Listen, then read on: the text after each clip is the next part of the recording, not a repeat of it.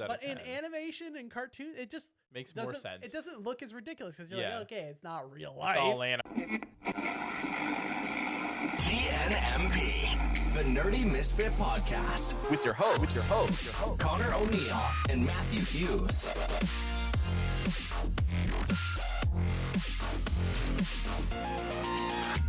What is up, everybody, and welcome back to another episode of the Nerdy Misfit Podcast. What is up? Today we'll be talking about something we don't talk about as often as we I maybe wish want. we would, but there's not. I mean, there is content, but not really the content that both of us would be doing. Yeah. And that's Star Wars. Star Wars. Which is also our, usually apparently, our most disliked stuff, to be honest. We got some hot takes apparently. We're those prequel normies. You just can't have a take in Star Wars. You can't. There's no winning a battle. There's no balance. We're paid off by Disney. Uh, But yeah, so recently we had the third season of Star Wars Visions release. If you are unaware, Star Wars Visions is an animated series that's kind of going up all around the galaxy, telling different stories from characters maybe we do know, characters we don't know, and honestly, haven't been really disappointed yet. Yeah, I mean, first season was all Japanese studios. Season 2 was all international studios between Europe and Africa and South America even. And then season 3, we jumped back to Japanese studios. Yeah, it was 9 episodes. It aired October 27th, I believe. I think that was the Wednesday, hopefully. 9 episodes. It came out on Disney Plus. And yeah, some of the studios that we saw were Animia. We had Project Studio Q, we had Production IG, Wit Studio, Cinema Circus, we had Studio Trigger, we had Polygon Pictures, and we had David Production. Just some of the studios, eh? Yeah, just some. AKA, I realized, I was like, well, I'm already going to say a few, I might as well say them all. Yeah, so that's all But, the studios. yeah. 8 studios. Yeah, so this is an episodic series where each episode literally is something different. It's not even following the same things. Classic now, anthology. Some of these do happen to be sequels to shows to episodes we got in the earlier season 1. And I believe one of these is actually getting its own spin-off show as well. So we can dive into that one a little bit more when we get there.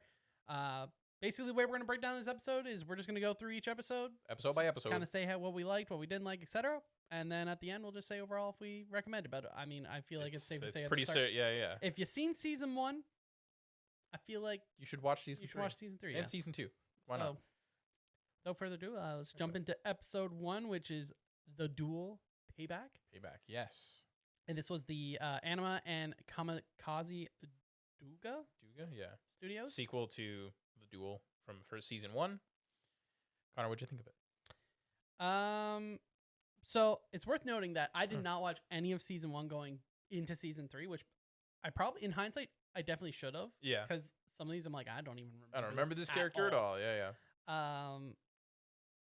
But I will say, and this is going to go for everything, I enjoyed that every single one of these was unique. Yes. None of them felt like a cookie cutter art style, which we happen to see a lot in the. I don't know if you're new around here, but we talk about anime a lot. And some anime, there is like a copy pasta level of art style for animation, definitely. For that just go to for anime.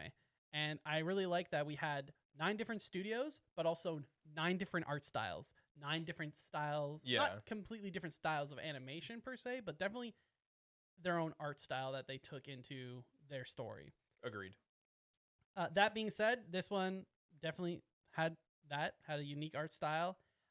It's black and white, kind of gives an old samurai feel to it, to the aesthetic.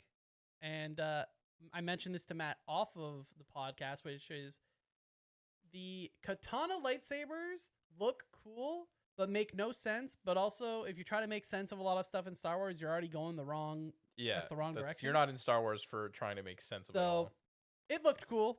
Yep. The fighting was clean. Character designs were good. The one character, I probably said it during the first time we talked about it, kind of looks like Yasuo from League of Legends. Yep.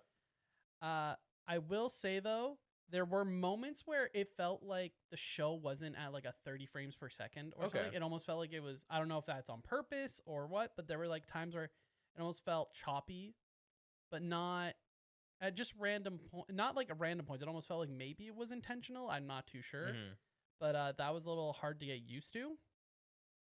But yeah, other than that, that was the only thing that really threw me off. That kind of weird frame rate or something different that just didn't feel right to me.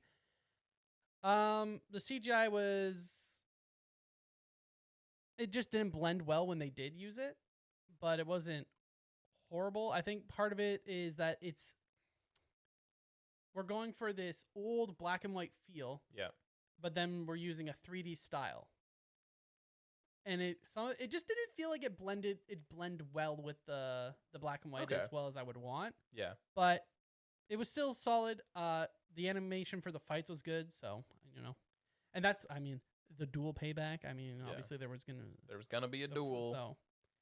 So sometimes you do wish that there's more than 20 minutes though, Yeah. And this is one of the ones where I was like, it would be nice to. I don't think you could truly do a whole story, but even like a 6-episode mini story of it, right? We're getting a sequel to one of them that we'll talk about in a couple moments here of them getting their own season, and we'll mention this a couple times, but this for me is one of them that I would love a full series in.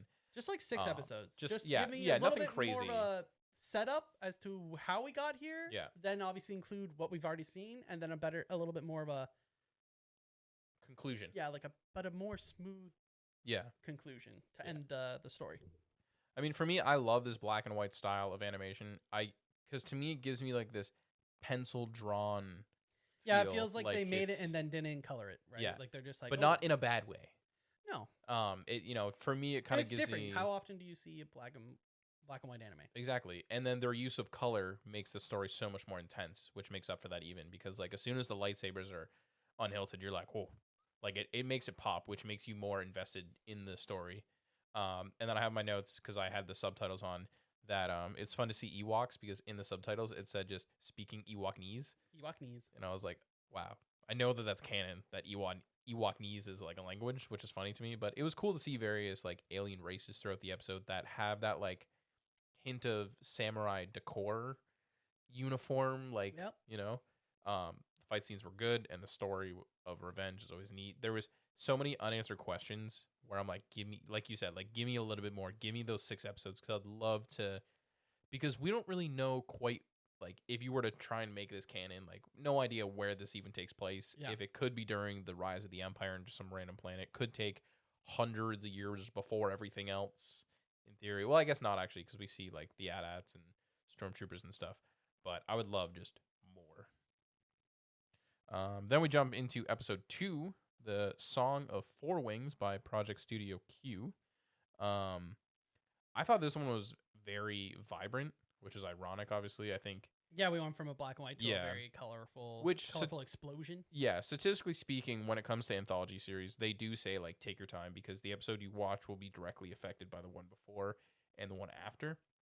So I think one of the reasons why I enjoyed this is because we went from such like a dark, nitty-gritty like samurai story to like this insane, vibrant snow planet, northern light style in behind it. And I thought honestly it was brighter than what we traditionally see in Star Wars. Like we're so used to seeing like sand planets and like darker things and like in space, and it was just like I think that's what also makes the lightsabers pop though. Exactly. Yeah. I love the R2 Iron Man suit. That was probably the only cool thing, though. I thought it was fun and also whack. But I didn't feel invested in this. This might be one of the least invested I felt. I didn't really connect with much. I was just kind of. And then the R2, it felt very random. Yeah. Because it's an R2 unit. If it was a different droid, maybe you could be like, oh, okay, new droid. But because it was an R2 unit, you're just kind of like, But it looked cool. Yeah. And we got to see a whoop-ass is that little creature. That's the name of that. That one's a Gigorian, which is a creature that is in Star Wars otherwise. But he's in, there's actually one of them in Andor, apparently. In a couple episodes of Rebels, it looks like. Of that species. Gigorian. Hairy humanoids hail from the planet Gigor. But yeah, I do agree. This one is not as memorable as the other ones outside of the little fun creature. I mean, it doesn't really make sense. I think it's ironic because obviously her name's like Crane, I'm pretty sure. And then the creature's making Crane origami. And you're like, oh, of course. Anything else to add about this episode? No. All right. We'll jump into Episode 3, The Ninth Jedi, Child of Hope, which I believe is a sequel. This is by Production IG. Yeah. The 2D art style of this one was fine. This is the episode that had some just god awful CGI, like made me think of really old if you know old shows like Reboot. Yeah. If you've ever seen that show, look it up, Reboot. They're just like 3D models, but they're absolutely horrendous, and that's kind of when you're doing an episode for Star Wars, and there's spaceships and space and everything else, all the rocks and stuff out there. You gotta, if you're going down the 3D, you gotta make it look good. Yeah, I agree. And it was ugly. It was. I'm sorry. I know some people are like, "Oh, that's so nitpicky to pick up." No, it was CGI, and it was like the bare minimum level of effort into the CGI. I felt like. Yeah. So for me, that gets it's just not even, doesn't get a pass. It's bad. When we did have just 2D animation, it did look fine. It did. It just wasn't the best episode. That's fair. It might be one of my lower rated, maybe my least. Which is rough because this is the episode that's getting its own show. So yeah, it is what it is. Yeah. So lore wise, the party obviously is you're at least interesting. Yeah. From a story perspective, like you're invested. Like who's after them, why they after them, like there's questions that are being answered and asked at the same time, which is good for a story that's going to be moving on. Mm-hmm. I did find the main character to be a bit annoying. The one that really like triggered me was the girl is freaking out at first, like losing her stones, and then when the droid starts to have a little bit of like a freak out, she's just like, you need to chill, like take a breath. And it's like, whoa there, like take your own advice. Mm-hmm. What did you make of the episode? Obviously it works for a soft launch for the next season. Obviously we'll watch it because of the podcast. I think I would still watch it even if we didn't have the podcast, but I wouldn't necessarily like watch it as soon as I could, kind of thing. Yeah. I will say I didn't expect the Master to be dead. Like I The half Master expected being it to dead be was like a a twist. Sith Lord or something like that, like a forgotten That's what Sith. I thought. They were gonna move everything, and it was gonna be some sort of Crazy dark lore side drop. user. Exactly. That's what I fully expected. So I kind of actually like the fact that it was dead and that the whole mission was kind of just like, well, sucks to suck. By the way, this happened 200 years ago, and you're like, hold up. So I think the lore aspect of it I thought was really neat. But like you said, the animation was kind of rough. We'll mention this more at the end, but this is where we start seeing episodes where the droids become more main characters. I wouldn't say main characters. They're droids, so obviously they're just supporting. They're all but R2 like, where yeah, they're not exactly the main character. they but become they're, opinionated. they're very important side characters, even though they're a droid. But I enjoyed the droid a lot. I thought he was fun because he was just like, he was The sacrifice annoying. at the end. Yeah, but he was like Tragic. but he tried to help fight and just gets his butt kicked entirely. And you're like, well, that's a droid for you. But then we jump to episode 4, The Bounty Hunters by Wit Studio, which obviously we know Wit. I thought the story was okay. I thought the story was pretty predictable. The animation was good. Wit Studio, I will say I found it fun that the concept of a medical droid being altered to be an attack droid was different. The multi-personality droid, yeah. Shows the potential of some interesting characters that we could see later on. It was a little different. I thought it was fun. It was definitely unique. This episode I didn't really care for, to be honest, though. This one's definitely lower on the level for me, where I'm like, it was an episode. Thought it had some cool parts, but nothing crazy, super memorable for me outside of the multi-personality droid. Up to this episode, it was definitely probably the best animated. Yeah. The art style, I don't want to take away from any of the other art styles because they were all unique and worked for what they were going for. Story, yeah. So, once again, this one was different, worked for its story, but the animation just felt cleaner, smoother. There was nothing that you really pick out and be like, oh, that was weird or didn't feel right. But yeah, similar to what you're saying, you didn't really get super invested Yeah. in the characters or the droid. The droid was fun. The one thing I noted that was fun, was a positive though, is it's nice to have a story not be focused on like a Force user or a Jedi. Yeah. Which is nice to see. I just wish they would have handled the characters slightly differently, left maybe a couple more open-ended questions to make you more curious about them. But it was okay. Then we jump into episode 5, which is one of the 2 Cinema Circus ones. Yuko's Treasure. Connor, you want to take the overall? You want to talk about it first? So Yugo's Treasure. This is by Kinema Citrus, and I wrote my first thing on this one is best one so far.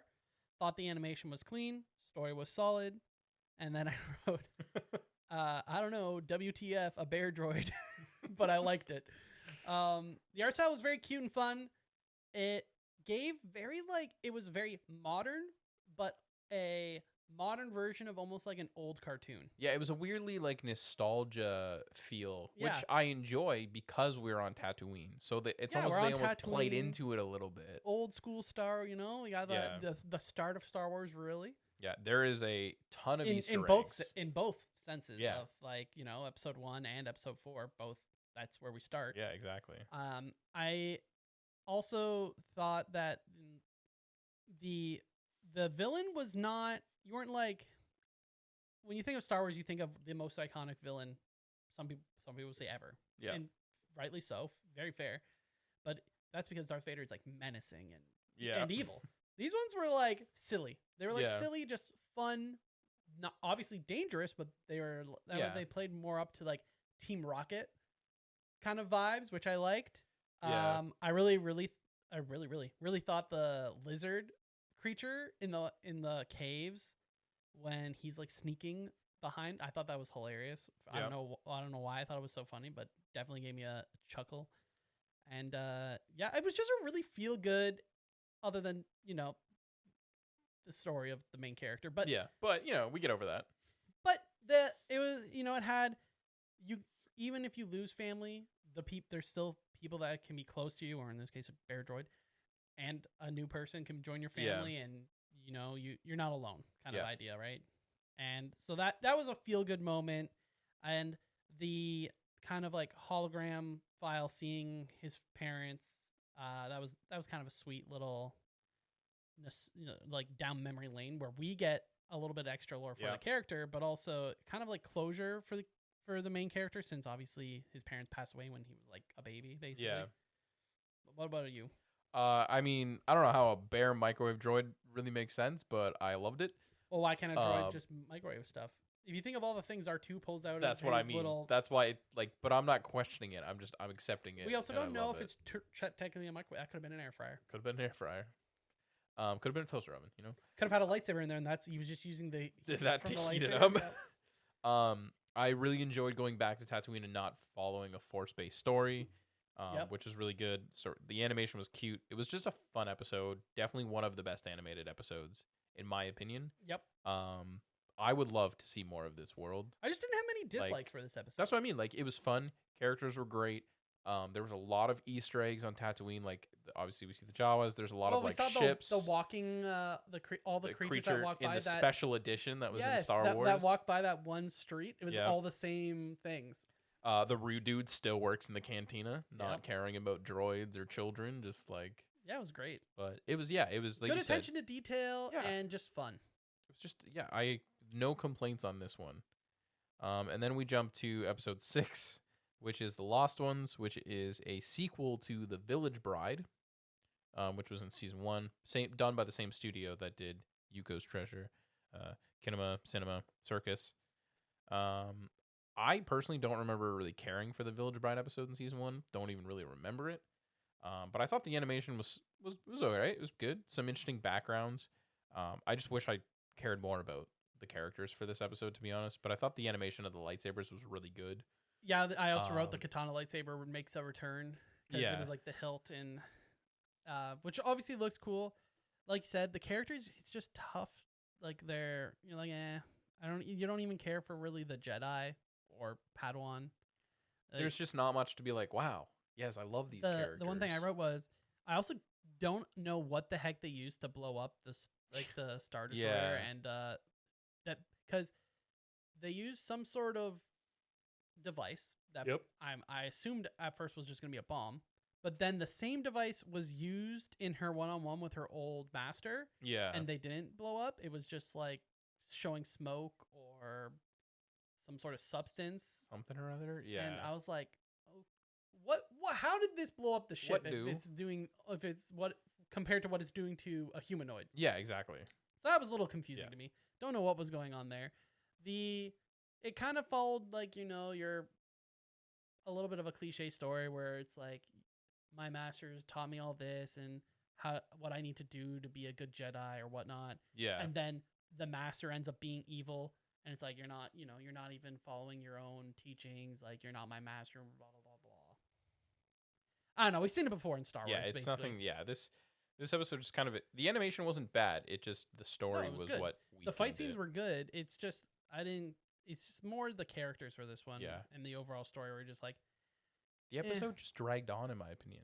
Even though it was only like 18 minutes. To me, it was just kind of like the longest episode, which it really wasn't. But then we jump to Episode 7, The Smuggler, done by Studio Trigger. Love me some good Trigger animation. Thought the animation was great. This is one of the few that I hope that we will get a sequel to if they continue doing Star Wars Visions, because the world itself was super interesting. We got to see like almost a little bit of everything, where you're like, okay, the Empire's in charge, stormtroopers are everywhere, they're hunting down a royal family, a new royal family. Yeah, that's something we haven't seen. Yeah, and we see the smugglers, obviously. Yeah, but new smugglers, new characters. We see this character who's got in Star Wars fashion, a robotic arm, but she ends up being a great character. Music was also really good. Like, overall, all the music was good, but some of them had much more like classic Star Wars. It helped you immerse into the experience, where you're just like, oh, I'm watching like a Star Wars thing. Yeah. But some of the ones who did a little bit more of just their own music, like, also worked. That's what I mean. Like, they were just more noticeable. There's a whole album on Spotify you can actually get that are just all the different. And this is one of the ones that didn't just go kind of like your more generic Star Wars soundtrack. It kind of went its own way and it worked. It had like a lot of lots of guitar, so it was enjoyable. Like you said, the characters were good. You actually you're interested, and the biggest thing for why we want more is we basically get a whole new team set up, and they just are like, okay, let's do this together. Yeah, and you're like, okay, what type of stuff do they get up to? What are they gonna do? Since we know there's a Jedi, are they going to teach the two kids? Like, there's a lot of questions. How are they going to be force sensitive? What happens if the prince ends up trying to rise power and everything like that? Do they just go back to the planet? Yeah. And try and how did the Jedi lose her arm? Because she just seems like a super interesting character. I know we see it now in new Star Wars where it's like, oh, just another Jedi survived Order 66. Well, yeah, but that's just known. But I would love to see her story and like how who built her arm even just because of the release of the lightsaber. I'm sure there's a bunch of people that make arms. Yeah, but just to keep the lightsaber in there and stuff like that. It's just like, I have a thing to light my cigarette, and I need to keep it in doesn't my look arm. like a lightsaber at all. I need to keep it in my arm. Yeah. But yeah, I thought animation super clean, art style was great, and most of all, the characters were interesting. The planet was interesting. Just everything about it was good. Yeah. We had the Empire, the presence was there, which is sometimes you didn't get that feel as much because it was more like, oh, is this like a pirate or is this just a random bad person that just happens to be on this planet? Where this one, we're like, okay, like the Empire is present on this planet. We see like stormtroopers. There's, Yeah. But I liked it. I liked this one. Was probably up there, maybe like number 1, number 2. It's definitely the most. Yeah, it's definitely like my top 3 if I had to list them. But it's just great. And then we go into episode 8, The Bird of Paradise by Polygon Pictures. I will say the animation for this one took me a little bit to get into. First, like within like a minute or two, I was like, it's very like video gamey. But I can see. I got, Yeah, I like- can see you saying it was kind of like maybe like a cutscene from a video game. Yeah. But for the most part, I never had to really get used to it. As far as 3D animation go, it was probably the it was best. clean. It was probably the best of all of them that we Yeah. saw. And music went hard on this one as well. It is very fitting for the story that was being The told visuals are because lack it was very like melodic, Yeah. calming, angelic like music, and it fit so well with just the theme. that very it was symbolic telling. for the Yes, episode. It was perfect. But with that said, 3D animation, like you said, it kind of did have that little bit more of like a video game cutscene vibe. Yeah. But man, I really enjoyed the point of view for how the main character was seeing things. Yeah. Because in this episode, they get blinded and they start seeing with the Force, and it kind of gives off like the early 2000s Daredevil vibes, where like he's seeing with sound, and you see the raindrops, and it Yeah. like creates the The silhouette. silhouette around them. That's yeah, kind of yeah. how she was seeing the characters with the Force. It was like Yeah. the Force was creating like a silhouette around things. And I don't know, I just really thought it was really cool the way they handled that point of view, just the colors they were using, how it looked. I just really liked it. Yeah. Be really cool to see this continue on, to see Yeah. how they adapt to being blind, how that makes them different maybe in combat. I think a lot of the character from One Piece who blinded himself, Oh yeah. the Admiral, because obviously he's using hockey to see everything. So it kind of gave me Same like thing, really, Yeah, you know? well, she's using the Force. Wonder if she would still be really good in combat. Obviously, this teaches you lessons as overall as kind of a way of turning everything off and really becoming one with the Force. Yeah. And letting the Force guide you, literally in this sense. Literal. Yeah. But yeah, what did you think of the episode? Outside of like the animation, which the animation was still great. It just coming off of like a Studio Trigger animation to this, I was like, oh, like I said, the episode before and after always like inflicts your opinion a little bit. I love the story though. I really enjoy the concept of seeing the Force in a different way than most characters. Obviously we've seen it one other time with the blind guy in Rogue One. We have a Force user who's totally blind. But even like one of my favorite like Star Wars Legends novel is about a character who is Force sensitive to like plants. Oh, okay. And I just love the concept of like this all crazy power. It's living things, like the Force is in all Exactly. living things, right? So it's so neat to just see like a slight twist on that, because not everyone's automatically going to be a Jedi. What happened or to her master? Sith. Like, Did they lose? did they lose? I have Did they like two just questions. Did dead the master just assume she died? and just moved on. And like, if the master lost the duel with the I don't really want to call it a Sith, but a dark side wielder. I don't know. yeah, Did they also just assume, okay, I killed them and that one fell off the cliff? No way, yeah. she survived. All right, see you later. Yeah, that's very fair. Like, But it very felt like a meanwhile. and this I is what liked this character where it is was up like to. the first day, and it's like almost like I coming to did terms, enjoy that a lot. coming to terms with like I'm dead. Yeah, I can't see. I'm dead. it was a It's cool over. passage of time to know that like she didn't like just spend a couple hours and then just give up. Like this Yeah, is it was her like, this is struggling. day 2 Yeah. and day 3. Day It was 10, it was really well handled, and I Yeah. would love to see this more of this. Yeah, I would agree. I love story. love the concept of the character for sure. Then we get into the final episode called Black by David Production. This one's a little deep. What a wild episode. I watched it. I think I've watched it 3 or 4 times now to fully grasp it. I mean, if you want to see everything that's happening, you probably do need to watch it more than Yeah, once. But to understand what's being told, you only need to see it once, I think.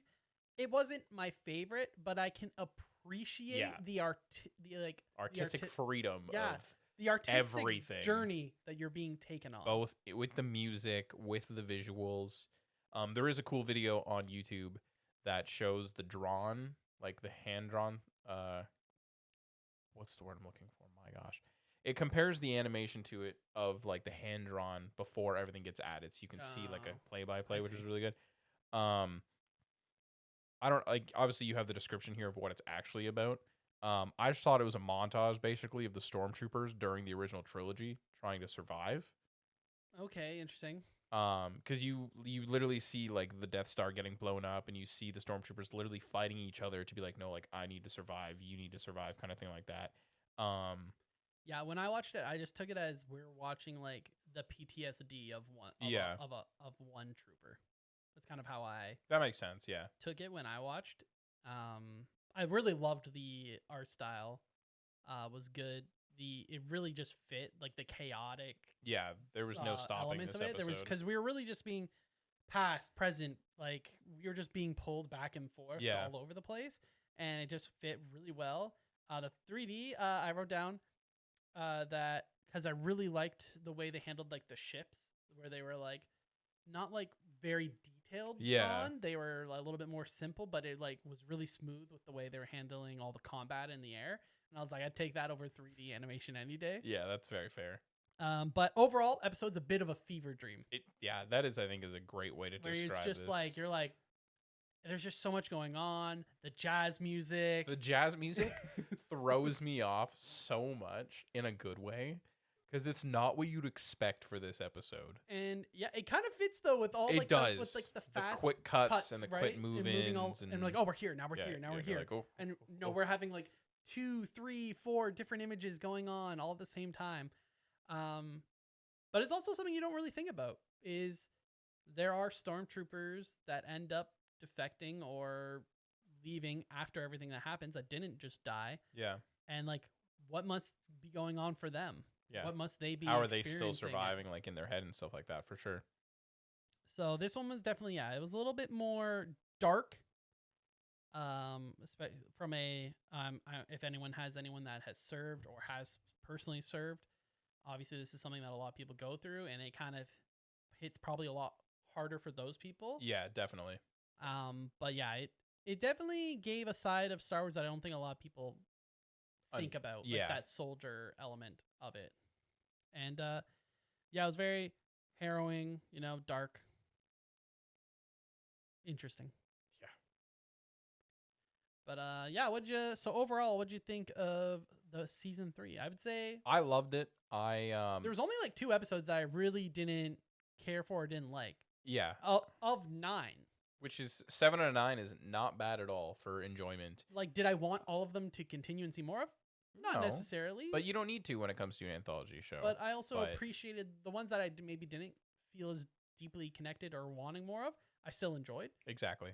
And I felt like there was probably 3 that I would want to keep seeing more of. Yeah. Unfortunately, one of them that is getting it, I was like kind of like, But maybe there will be a higher budget because they're getting a full show. Well, and maybe we'll go back a bit and see more setup. Who knows? Yeah. We'll see how they end up taking the episode on. Yeah, I think overall, I mean, I always enjoy seeing different art styles, especially in Star Wars, because there is so much to work with.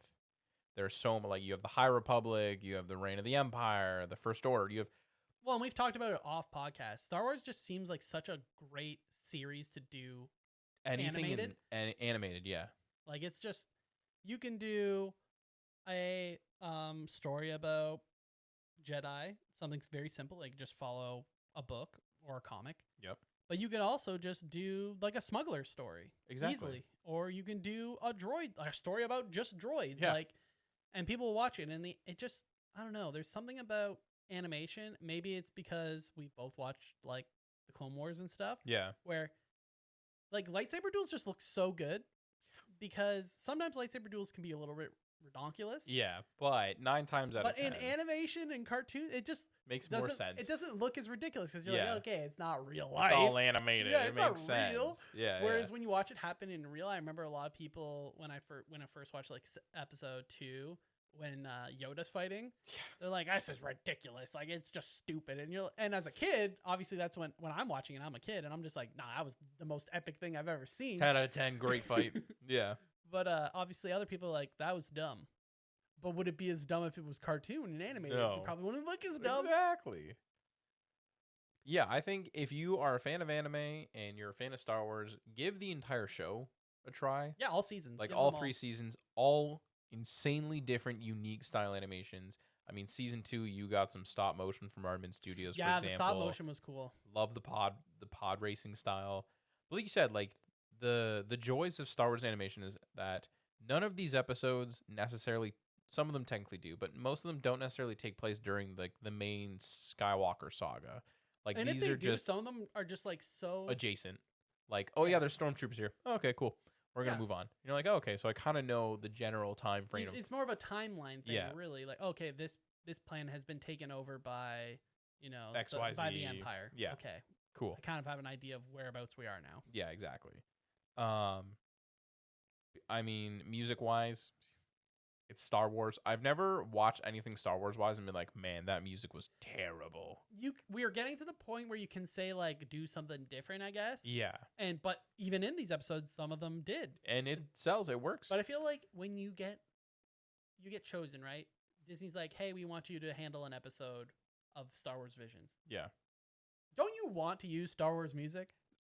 That's given your opportunity of being able to work alongside John Williams' music, why would you not want to, in a way? It feels like we've got the green. We can use any music from Star Wars we want. Star Wars has one of, if not the most recognizable scores between that intro music when the credits are rolling, or the Imperial March, or even, for our generation, Duel of the Fates. Yeah.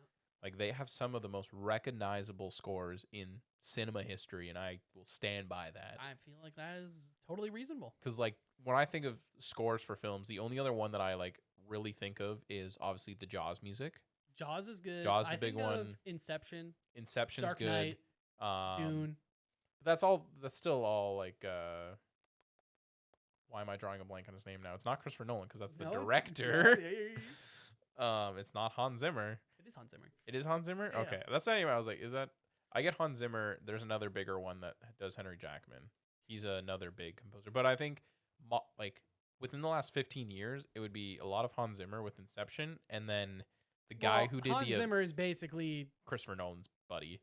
Well, I just mean, like, he has become, like, the guy for music right now in film, right?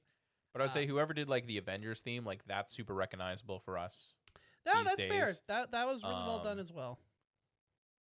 I'm trying to think, but there's obviously, like, more niche ones that you and I and, like, other, like, Marvel fans would know, like the Sam Raimi, like Danny Elfman, Spider-Man. Yes. Even Danny Elfman's, like the original Batman from the 90s. I think it is possible. Obviously, Dune is still relatively newer. Yeah. But I do think it could go down. I do think that soundtrack is very unique. Okay. And a lot of Hans Zimmer stuff. I haven't really ever been disappointed with any of the films that he's done. Definitely not. No. But any of his, I think, could reach that level of John Williams. It's just that Star Wars is so huge, right? It transcends just the Star Wars fandom. Exactly. There's so much out that's there. where Dune, from a like book perspective, it's bigger than Star Wars. Yeah. Right? Like, Star Wars itself is definitely heavily inspired by Dune. Yeah. So it's possible we might see. We'll have to see how the Dune Part 3. Yeah, how the final Dune film wraps everything up. Obviously, it's technically even not the end of Dune, but it's the end of a story within Dune. But we'll see how it ends and if it kind of all wraps up. But I do think that it could be just as big, because it is very, like, when you hear it, you're just like, I know what that's like. It just it clicks. Yeah. But yeah, with that said, this has been Star Wars Visions Season 3. If you guys haven't already checked out, we do have new episodes of a new series, Marvel Mondays. Currently, we're doing MCU reviews.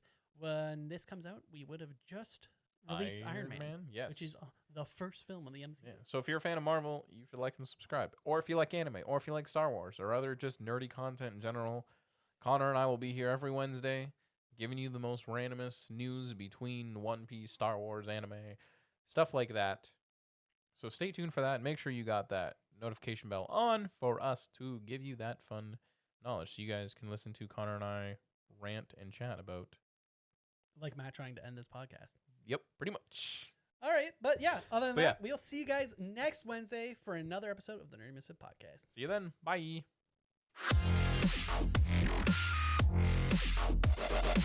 TNMP, the Nerdy Misfit Podcast. Don't forget to join the island by dropping a follow. Thank you, and see you next week.